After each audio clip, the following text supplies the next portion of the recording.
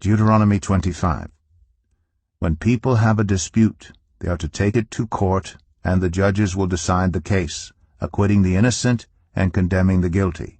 If the guilty person deserves to be beaten, the judge shall make them lie down and have them flogged in his presence with the number of lashes the crime deserves. But the judge must not impose more than 40 lashes. If the guilty party is flogged more than that, your fellow Israelite will be degraded in your eyes. Do not muzzle an ox while it is treading out the grain. If brothers are living together and one of them dies without a son, his widow must not marry outside the family.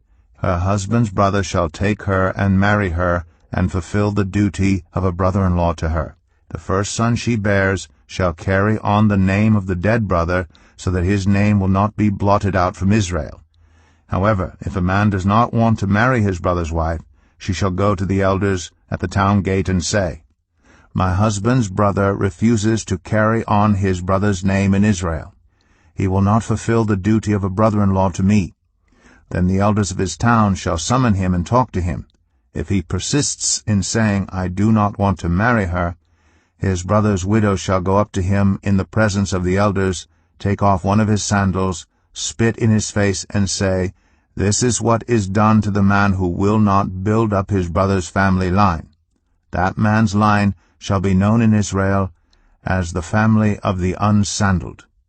If two men are fighting, and the wife of one of them comes to rescue her husband from his assailant, and she reaches out and seizes him by his private parts, you shall cut off her hand. Show her no pity. Do not have two differing weights in your bag, one heavy, one light.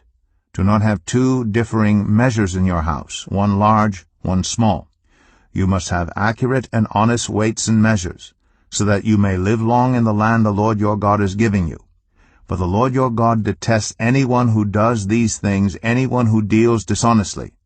Remember what the Amalekites did to you along the way when you came out of Egypt. When you were weary and worn out, they met you on your journey and attacked all who were lagging behind. They had no fear of God. When the Lord your God gives you rest from all the enemies around you in the land he is giving you to possess as an inheritance, you shall blot out the name of Amalek from under heaven. Do not forget.